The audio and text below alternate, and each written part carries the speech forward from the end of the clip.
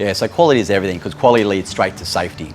So a lot of the instances out there with water in isolators and faulty panels and things like that, it all comes back to the quality of manufacturing and also the quality of the installation. Quality is paramount. Solar is such a long-term play. People expect these to last 25 years.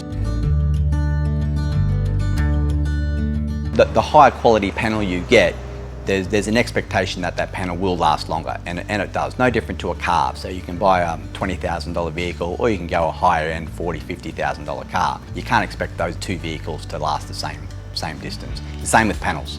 So spending that bit more, you can see the difference straight away in the manufacturing process. So better quality, longer lasting, better return on investment, less hassles.